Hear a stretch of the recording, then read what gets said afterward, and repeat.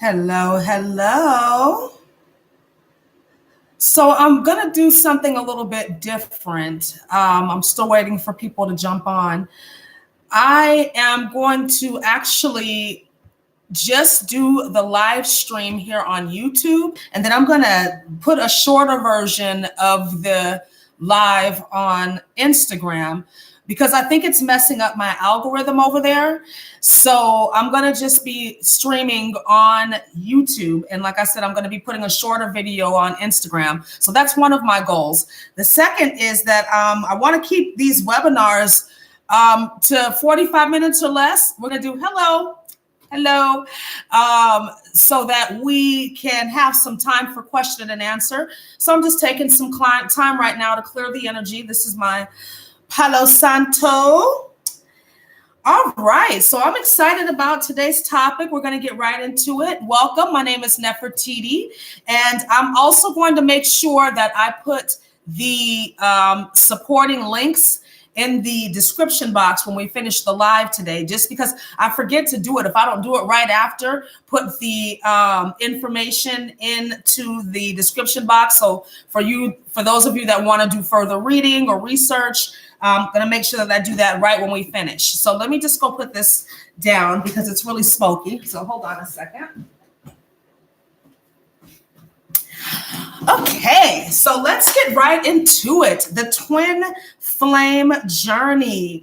This is, a hot topic on and off in the spiritual community. I feel like we're going to definitely be feeling that push-pull that the twin flame union offers us. I don't know if that's a good thing or a bad thing, but for those of you that are familiar with the twin flame journey, the push-pull energy is a part of the dynamic. I hope you guys can't hear that siren. Let me know if you can hear that.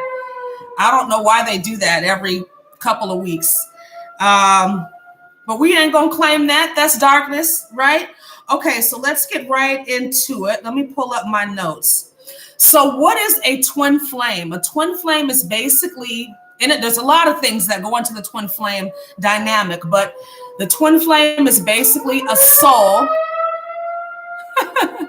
a soul that decides to take on polarity to learn lessons. So there's a divine masculine aspect and a divine feminine aspect, right? So these two souls at some point on their spiritual journey, because we know this is an endless journey, our spirit is always evolving, growing forever. Of course, right?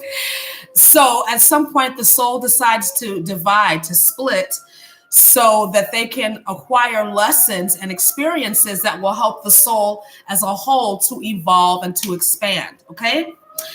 So we're going to talk about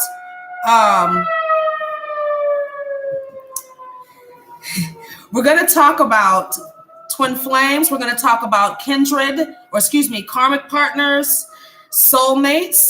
So let's go ahead and talk about that first. What's the difference between these three relationship energetic exchanges, right? So a soulmate is a person that we have a very deep connection with. A soulmate does not necessarily have to be an intimate partner. And please let me know if you can make sure that you can hear me okay. I don't have my mic on today. Okay. So your soulmate is that person that you have known probably for many lifetimes. They typically take on different members of your family or your friends. So your soulmate could be your mother in one life, your brother in another life. Your soulmate is that person that is on the same energetic frequency as you, right? But that's with anything in this universe, in this life, is that there has to be energetic alignment for there to be a connection, right? So they are people who connect with us on very deep levels. This is most likely going to be the person that knows a lot of your darkness too. This is a person that that occupies some of your heart space, but they're not necessarily your twin flame, right? And we know this on some level, that this person, we have a connection with them, but they're not exactly our twin flame. And this could be obvious, like I said, because it could be a sister or a best friend or your mother. But if you are in an intimate relationship and you're calling it a soulmate contract, this person may or may not be your twin flame. Okay, thank you. All right, so what is a karmic partner? A karmic partner, so let me take this step by step, okay? First of all, everybody gets a karmic partner. Whether or not this partner is going to be in an intimate relationship with you, most of the time it is an intimate relationship, but a karmic relationship could be a toxic friendship, or the relationship that you have with one of your parents that is toxic. That's a karmic. Basically, it's a person that comes into your life to mirror the lessons back to you that your soul aspect, your portion of the soul aspect needs to learn, whether you're the divine masculine or the divine feminine. Okay, so this very well could be an intimate relationship. And there's signs when you're in a toxic, well, I don't want to say all karmic relationships are toxic, because karma, what is karma? Karma is just cause and effect, right? We've all seen that meme with the man sitting in the chair and he's surrounded by dice and he pushes one side of the dice and they all start to fall. That's basically what karma is. But when it comes to relationships, the karmic exchange is about the lessons that need to be learned and the lessons that need to be taught. And we learn, I would say 98% of the lessons that we need to learn in this life through our relationships. So a karmic partner is going to also mirror back to you the aspects of you that need healing, just like the twin flame does.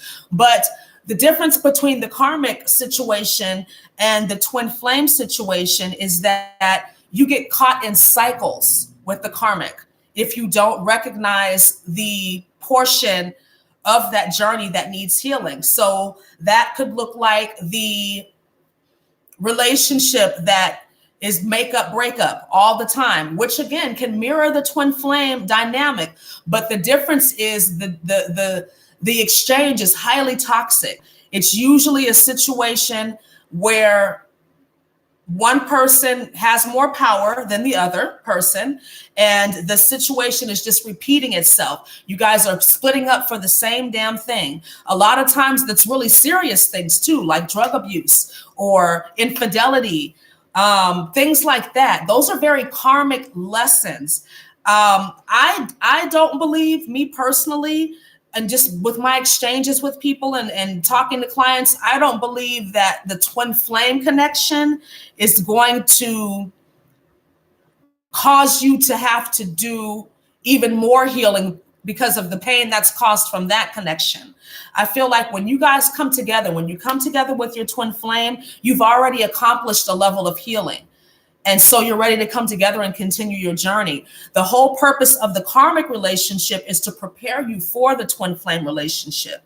So another aspect of karmic relationships is they typically mirror an energy from a past life, just like a soulmate. But with karmic, especially when it comes to intimate relationships, if you find yourself in a dysfunctional situation with somebody, that's probably something that carried over from lifetimes. And this could be generational as well, right? So if we have a karmic situation going on with our parents, which, I mean, basically, when you have children, you create karma. I mean, that's just, I heard a spiritual teacher say that before, and that just resonates with me. So thank you, Sherry. And I will answer any questions in the chat. Like I said, if you're just jumping on, welcome. I'm actually going to allocate 10 minutes at the end of the presentation just for question and answer, just so that we can get through the material and maybe some of the questions you have will be answered. But if not, please put them in the live chat and I will get to them. So as I was saying, another aspect of your karmic relationship is there's typically some kind of like negative attachment, cord attachment, and it could be from a lifetime ago or lifetimes ago, or it could be something that you have attracted to yourself because of some wounding that took place in your childhood.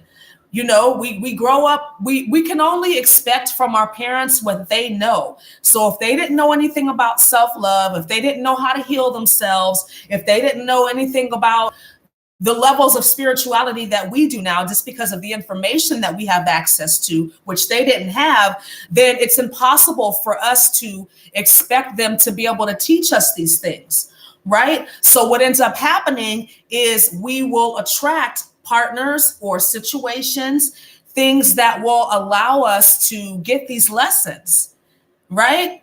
And it's usually painful, but that's how we learn our lessons. That's how we grow. I mean, pain is a part of life. It's not fun. It's not something that I'm making light of, but it's a powerful teacher, right? And when I like that quote, the pain will leave when it's done teaching you what you need to know, right? So in relation to the karmic situation and intimate relationships, if you keep going back and forth thinking that you're going to get a different result from the same damn thing, which is the definition of insanity, right? Then obviously you haven't learned the lesson. So you're going to keep repeating that cycle, and probably with that particular person.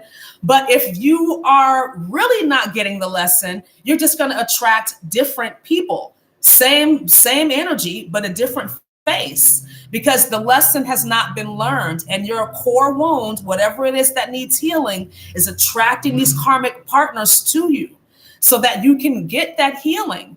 It may seem like, oh my God, I keep attracting all these, you know, assholes, or like all of these dirt bags that want to cheat on me, or man, I keep attracting these women. You know, what I hear from the divine masculine is that I keep attracting women that don't want to do shit with their life. They want me to take care of them. They, you know, think that they can just have sex with me and that it'll be all good. I'll do whatever they want.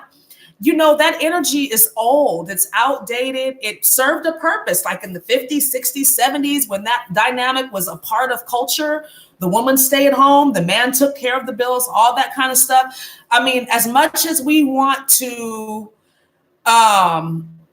I don't want to get off on a tangent, but that energy is no longer serving us, right? We have too much information that's accessible to us. So that's called evolution, right? And that's another reason why we attract karmic relationships, is because we need to evolve. We need to heal in order for the souls to come together in union to serve that divine purpose of changing the template of love on this planet. There needs to be healing, right? On both sides. And this is gonna be a little controversial, what I'm getting ready to say, but I feel like divine feminines, we have a little bit more of an advantage when it comes to healing, and healing a little bit quicker than the divine masculine, because healing in and of itself is a feminine action, right? Healing is very feminine in nature. Usually it starts within. The healing starts within, and then we start to see the healing energy trickling outward. So I feel like we have an advantage in that regard. And it's typically the divine feminine that watches videos like this, or they're the ones going to get the tarot readings or reading the books or going to the workshops, right? And let me just say that divine masculine, divine feminine, this has nothing to do with gender at all. The soul has no sexuality. Okay, so you could be in a same-sex relationship and there's going to be a divine masculine, divine feminine, or a heterosexual relationship. And I've said this in other videos. It has nothing whatsoever to do with gender. Okay, just 1 second. My notes locked up on me here. Let's take this off of here. So another aspect of the karmic situation is you'll typically, like I said, in addition to the imbalance of power, you'll also find one person doing most of the emotional heavy lifting in the relationship, right? Where there's a lot more giving from one person and the other person is taking. That is not balanced, right? And we know when we're in situations like that, we can feel that, especially if you're on this ascension journey. If you're a light worker, an awakened one, you're probably empathic too, probably very empathic. So you can feel this energy, you can feel the imbalance, whether you're the one taking the power or you're the one getting your power taken away from you, or you're giving it away. You can feel this, right? Even if you can't put it in words, you can feel this happening. All right. So our twin flame, if I haven't explained it already, the twin flame is you. You are your twin flame energy, okay? That's your mirror. Now, your twin flame may or may not connect with you at different aspects of your soul's journey, which expands over lifetimes. So although I feel like in this year, 2020, a lot of twin flame connections are going to physically come together. But before that can happen, there has to be a lot of healing and transformation, especially in the divine masculine. Like I said, I feel like the divine feminine, we're a little bit ahead of the game. The divine masculines, they're catching up. Right? But that's why we're here as divine feminines to be not doormats, but to be compassionate and let the divine masculine know that it's okay to heal.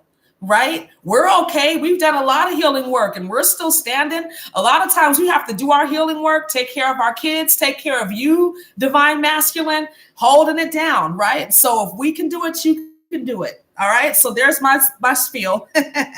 All right. But the twin flame is you. It's your soul fragmented, if you will. And you guys are both on a journey towards healing. Right? And usually with the twin, well, I don't even want to say usually, all the time, the twin flame connection is online, if you will, energetically, etherically. So you can telepathically communicate with your twin flame. Now, I mentioned this in the last live.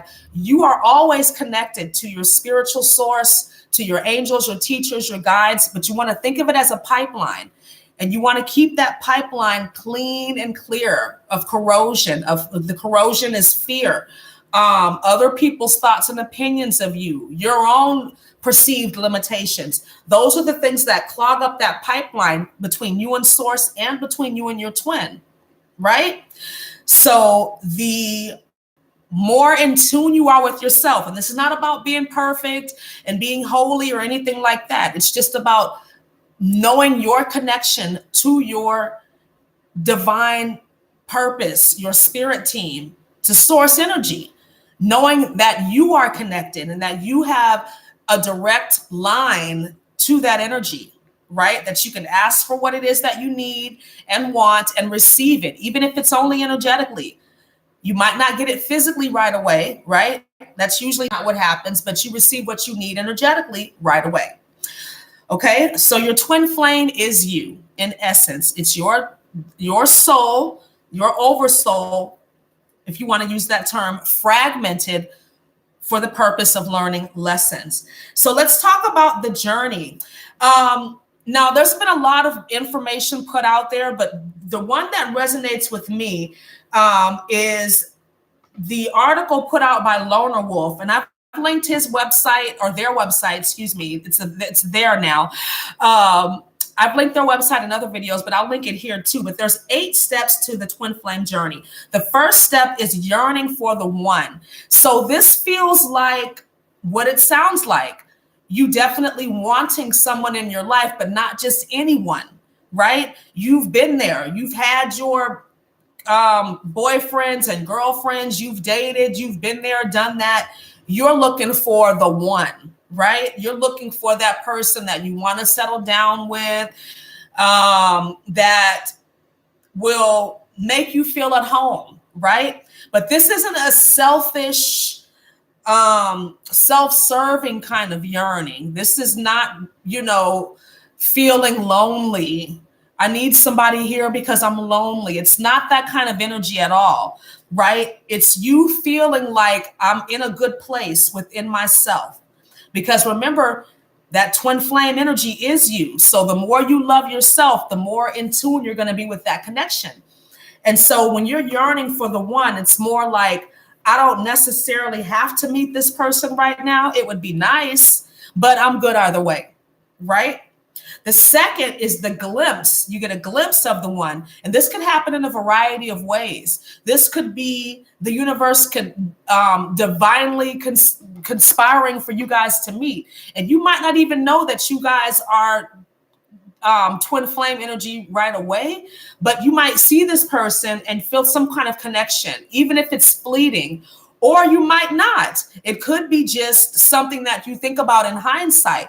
Remember, I saw you at such and so, and I hadn't even met you yet, something like that. This could also happen in the dream world. This usually happens a lot in your dreams where you connect with your twin, because when you're in your dream state, when you're in that astral realm, there's no interruption by the fears of the conscious mind. So the connection is free and clear, right? To go back and forth.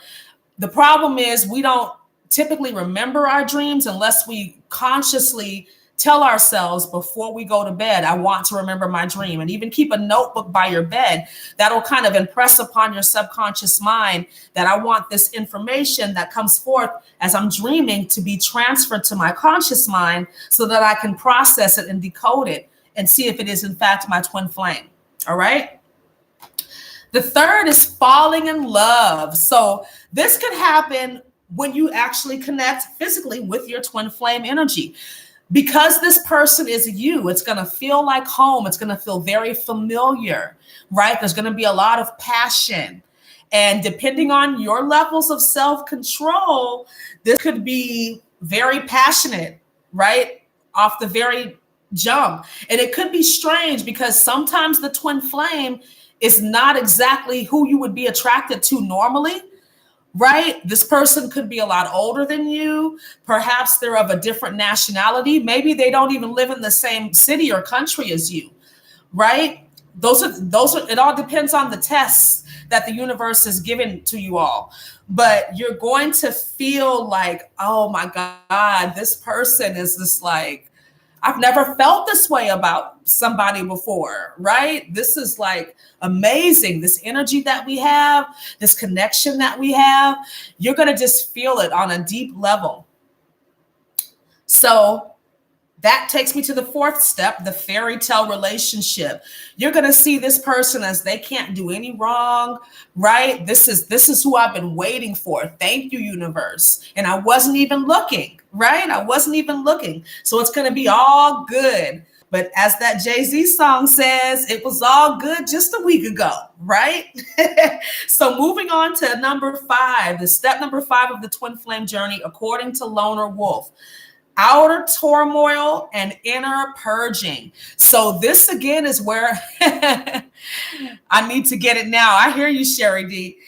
The inner and outer turmoil. So this is where you've done enough healing for you and your twin flame to connect physically, but there's still work to do because relationships are work. That's just a part of the reality that we live in. We still live in a reality of duality. And so there's going to be even more purging because the twin flame is you. So you're going to mirror back to each other some of your wounds, the core, the deep, deep core wounds, right?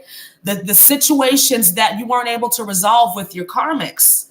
You know, that's high level healing and deep stuff, probably going back lifetimes, right? But your souls, the two aspects of your soul, divine masculine, divine feminine, that have split, have learned enough to come together at this point to get to the rest of the healing, right? So that, because it's the healing, the actual healing that lays the foundation for the template of love, which is coming to the planet, right? Which is being cultivated right now as all of this darkness is being purged. So the inner creates the outer, as above, so below. You'll experience this as disagreements. This could also be the beginning of what I'm calling step 5.A, which is the separation, the twin flame separation. So let's say you meet your twin flame and, you know, we're all subject to life here on earth. The relationship could be tested in such a way that your twin flame is married. You might know this is your twin flame, but they're in a situation. Or like I said, your twin flame could live on the other side of the world. Or perhaps they're incarcerated. Any number of situations could be going on depending on where your twin is. And the meeting could have taken place. The fairy tale relationship could have taken place. But because of the inner and outer turmoil and purging going on, step 5.8 sometimes happen when there's the twin flame separation. And this could be gut wrenching, especially if you know that this person is your twin flame. So I'll talk about marriage, for example. Your twin flame is married. There's a level of you that knows, that even though I care about this person, I love this person, I want this person in my life, I am creating a template of pain if I continue to or decide to engage in an extramarital affair with this person. Now, these things happen and there is no judgment. This is a judgment-free zone. We're human beings. We all make mistakes, okay? I've made plenty. Okay? But there's that aspect where somebody needs to make a decision if you're going to make this connection work, right? Because we still have things that we need to heal. And people still have fears and they want to be comfortable in their situations. They are comfortable in those karmic marriage situations. If you have a twin flame that you know is your twin flame and you're married to somebody else, that's either a karmic or a soulmate. And that happens because, again, as I mentioned earlier, sometimes twin flames are not able to come together in this lifetime because everybody has free will. So if one of the aspects of the twin flame union is not willing to do the healing work to catch up to the other one so that there's soul alignment, then there is not going to be union in this lifetime. And we can't force the other person to do it because of free will. So that's the aspect of this that really sucks, especially when one person knows. You know that you're connected to this person. You know that they're your twin flame. They might even know it, but they're so stuck in fear and want to be comfortable in their fucked up situation because if it's not the twin flames, especially when it comes to intimacy, if it's not the twin flame, it ain't right. It's not going to be exactly what you want. And I'm talking about if you know. If you don't know, that's a different situation. But if you know, then yeah, right? So moving on to step 6, the runner-chaser dynamic. This is the part of the journey that really sucks. I'm just going to put it out to you plain and simple. This is what I call the bullshit stage, right? Where one person doesn't want to commit, or going back to the marriage situation, right? Where one person is trying to give to the situation, but the other person, for whatever reason, is staying stuck in their fear. And so they're running from this connection. And it doesn't have to be a marriage situation. It could be that one person has never experienced this level of connection with another human being. That could definitely create fear, right? Or it could be that this person doesn't feel worthy of the connection. Like, wow, this person is so fantastic. I don't deserve this, right? They might not say that to you, but their actions are saying that they don't feel worthy. So they might do stupid things like run, right? Or sabotage. That's another aspect of the runner chaser dynamic is the sabotaging of the relationship. And it happens so subtly too. Sometimes it doesn't. Sometimes it's just boom, I'm out of here, right? And you're just like, whoa, what the fuck happened? Like, I thought we had a good thing going. Why are they running from me? But it's because they're not allowing themselves to heal. They don't feel like they're worthy of this kind of connection. Okay. So the 7th, between step 6 and 7, there could be a lot of time, a lot of back and forth, a lot of just drama. Okay. And most of us on this ascension journey, we're not about that life, right? We don't want the drama. We don't want the extra stuff. We're just trying to serve our purpose. We want love in our life. If it's going to be supportive of us and add to us, not be energetically draining. So between step 6 and 7, that's when you're really tested. And I'll even assert that if a karmic partner has made it past these stages, they're not going to make it past step 6, right? Somebody's going to keep running. Somebody's going to keep chasing. And step 7 is surrender and dissolution, right? So when this happens, it's basically, okay, we've gone through all the things we're going to go through. Maybe it was a situation where somebody was married. You've gotten a divorce. You've gotten your life back together. Maybe you did spend some time in separation, because even if the relationship that they were in was karmic, there still needs to be some time for healing, because it's painful. And their partner, whoever they were with, might not even understand like what's happening. But it's important, as a person that knows that you're a twin flame and you know who that person is, to not only do your best to connect with that energy, but to let the person that you were with that was karmic go, so that they can connect to their divine partner, right? So drama. That's basically the bottom line between step 6 and 7. And then finally there's surrender. Like, I'm tired of running. I know you're the one that makes me happy. I know that you are my twin flame. And at this point, like I said, step 7, both people have gotten to a point where there's been a lot of healing of core wounds, right? I feel like as long as we're on this planet, we're still going to have healing work to do within ourselves, within our relationship dynamics. That'll never end, because that's the whole purpose of us being here. But I feel like in order to get this far, that there has been there's more awareness of self. There's more self-mastery with the divine masculine and the divine feminine when it comes to this stage. And then finally, the 8th stage is oneness, where there's union. You're both together. You're aware of your purpose. Your passions mirror each other. Again, you could be very different as far as personalities go. You could be very different as far as cultural backgrounds, age. All of those things are trivial. They're 3D. They have no recompense as far as the twin flame connection goes. But there's the oneness. There's the yin and the yang, right? The ending of polarity. So I will also say that because life is cyclical, this twin flame journey could also be cyclical. We could go back and forth, and it depends on where we are on our personal healing journey and where your divine counterpart is.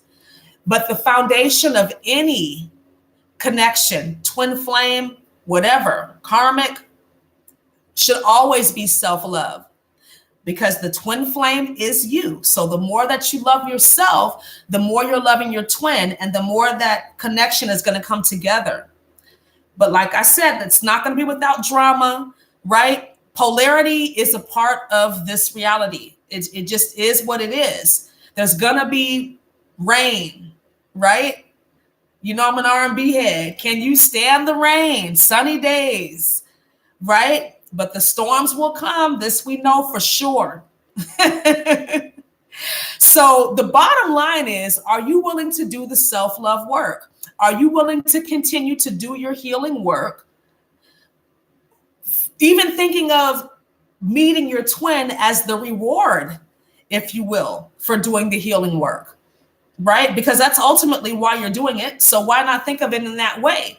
The more I love myself, the more I support myself, the more I am involved in my creativity, the more I'm involved in what it is that makes me happy as a person, as a divine feminine, because that's what I am. That is going to open more energies up for me personally. And I'm going to have that deeper understanding of self-mastery, which is going to draw my divine counterpart to me. Okay. So let me make sure that I talked about everything. And I see there's a couple of questions in the chat. I'm going to get to those in just a moment. But if you have any, you can type them now. I'm just going to make sure that I talked about everything. that I wanted to discuss with you today. Okay, so I want to just talk a little bit, maybe a few moments about twin flame telepathy, because this is a big deal. First of all, you can have telepathy with your karmic partner, okay? Because telepathy is not exclusive to the twin flame union. Telepathy is just what it is. It's one of the six senses, right? The extrasensory perception that we have that's normal and natural, but it's been suppressed. That's a whole other story. We'll talk about that in another video. But telepathy is an energetic exchange that you can have with your twin flame. And it's an actual conversation. Usually it happens in the alpha theta state. So for me, I know who my divine masculine is. He's probably watching right now. But we have twin flame telepathy. And I've confirmed this with him. He's confirmed this with me. But it usually happens when I'm almost asleep, but not quite asleep. And it's typically strongest when I'm really tired. I don't know what that's about. But when I'm just like exhausted after a day with my kid and work and everything, and my head just hits the pillow and I go into like a really deep sleep, not REM sleep, but I can hear him talking to me, right? I kind of know what he's feeling and what he's doing. And he's done this to me before too. One other thing that I'm going to mention too about the telepathy is the importance of cord cutting, because I feel like negative cords should be cut, but the positive ones need to be intact. And so cord cutting is not only going to help you to remove the negative cords, but it's going to help you to strengthen the cords that you need to have with your children, for example. You need to be corded to your children until they are of age. And, you know, corded to your higher self and to your twin flame. So you want to make sure that you're getting information. If you are trying to connect to your twin, that you want to make sure that the energy and the information that you're getting is in fact coming from your twin. And so that's why regular cord cutting is important. And do what you can, like meditation, things like that, to boost your intuitive psychic abilities using amethyst crystals. I'm going to show you, actually, I've got a piece of rose quartz here, a rose quartz heart. And I've got a rough piece. I actually prefer working with rough pieces, but this is so pretty. I have a few of these. And peach selenite. These are all great crystals to use to connect with your twin flame telepathically. And any crystals that are good for the third eye. So amethyst, demordiorite, lapis lazuli. Those are great for telepathy in general. But if you're trying to connect to your twin, of course, rose quartz, and this is quartz, so it can be programmed to work with whatever intention that you want to work with. The selenite too. This is peach selenite, and I'll use this. This is a stone of transformation. You don't want to get this wet either, but you can use it at your sacral chakra or use it during meditation. Sometimes I'm led to use this at my third eye, sometimes, but usually I'll use this at my sacral chakra. To protect from sexual psychic attack, right? When you're empathic, things are weird, right? You've got to do what you can to ward off negative energies, because they come at you all kind of ways. And I think I'll do a video about that too. All right, so let's get to some of the questions here. Let's see. Hello, Tawanda. Thank you for joining us. Hello, Sherry. And you say at 64, you need to get it now. One thing that I've learned about the twin flame journey and relationships in general is that it's almost like we have to be not wanting them. It's like the universe is like, focus on your creativity, focus on your well-being, your self-love, and that's going to raise your vibration. And you will attract your twin flame. You shouldn't be looking out, going to bars or looking online or anything like that. That's just not how the universe works. We know that. We set an intention and we trust the guidance that we get and we follow it and we allow ourselves to receive. That's with anything. Right? I just had a second acupuncture visit and I'm more here than I've ever been. Okay, thank you. Yeah, this will be definitely available for replay. How can you tell the difference between a karmic and a twin flame? I talked about this in the beginning of the video, Truth Epidemic. So if you watch the beginning, I talked about the difference. But just in a nutshell, with karmic situations, you tend to repeat cycles over and over again that are connected to your core wounding. With the twin flame connection, in order for you guys to connect on a physical level, there has to have been some level of self-mastery, some level of healing past whatever it is that could keep you in a karmic cycle in the first place. Even though the twin flame journey can be cyclical, I feel like it's a different type of energy. The karmic cycle is very negative. It drains your energy. With the twin flame union, even if there's separation, I feel like between the two people, there's some amicable energy. The separation is for a purpose. There's peace, right? Even though you'll probably have peace when you separate from a karmic too, but that depends. If that relationship was extremely karmic and that person was plugged into you and you separate from them physically, but you don't cut the cords, they're still emotionally able to manipulate you, even if they don't know that they're doing it. There's a lot of people that are very powerful psychics that don't know it. And as a result of that, they're misusing that power because they're not practicing self-mastery, which is essential for the twin flame journey. So they're just willy-nilly with their power that maybe they developed in another life. But in this life, for whatever reason, they've decided not to exercise discipline with that psychic power because maybe they're not conscious of it or maybe it scares them. And so they're using it like, I think about the tarot deck, the magician in reverse, because we know the magician is a great manifester, but in reverse, it's a manipulator, right? So take that for what you will. Here's a channel who can either light or dark. It could have cost me several lifetimes. It wasn't until I prayed for him.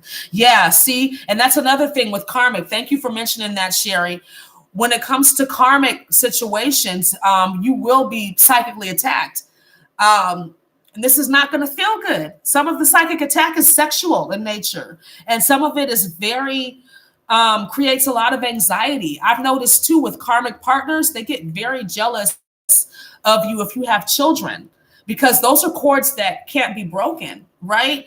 And the whole point of a karmic situation, if they're high level agents of darkness, like if you have a really, really important divine life purpose, best believe dark energy is sending their highest, most skilled agent smiths, right, to try to take you down. And so it's going to feel bad when you're with this person and bad when you're not with this person. That's how you know it's karmic, right? It was all of it, good or bad, separated it together. It's just a drain on your energy until you cut that cord, right? Karmic are lessons that need to be learned, correct? Yes.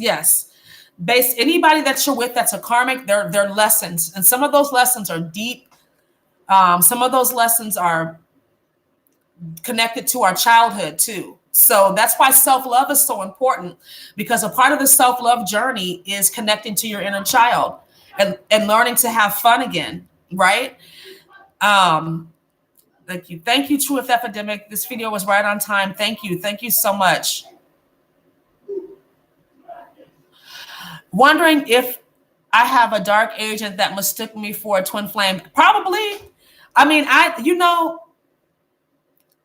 feel like if you are spiritually aware to any degree, and especially when it comes to the divine twin flame connection, because darkness feeds off of emotion. We know this. I don't know why they do, but we know that dark entities and the cabal, the opposition, whatever you want to call it, they thrive off of our negative emotional energy. So of course, they're going to send false twin flames, karmics. By the way, false twin flames and karmics are the same thing when it comes to intimate relationships. I mean, they know exactly what you like. They know everything that you like. They know exactly what to say to you. They know exactly what to do to you. So don't think that, first of all, if you've gone through that, I mean, I think we all, if we're on this twin flame journey, we're going to have to go through karmic relationships. Because like I said, there's a certain level of self-mastery that has to happen before the twin flame union physically can occur. So that is a part of it. Hello. So if there's no more questions, we're at 45 minutes. I'm going to wrap up. And please feel free to leave any questions or comments that you have in the description box below. I'm positive this will not be the last video I do on twin flames, because that energy is just very heightened right now, that because there's a lot going on the planet. A lot of upheaval. Things are weird, right? And so people need to see a new template of love. And most of us when we think of love, we think of intimate relationships. That's the first thing that comes to our mind, most of us. So this is the perfect template for people to see, is people coming together in healthy union. Healthy union. That doesn't mean it's perfect, but it's healthy. Right? Meaning that we can work through our imperfections. Two people are willing to communicate, talk, learn from one another, grow, evolve, and build with one another. All right? So thank you so much for watching. Please like, comment, subscribe, and share. And this will be available for replay. And I'm going to edit this down too and do a shorter video for Instagram. I'll be doing that sometime this week. All right. So have a wonderful, wonderful week. I will have the energy update posted either Friday or Saturday, most likely Saturday. Okay. Bye, everyone. Thank you. Thank you for joining me.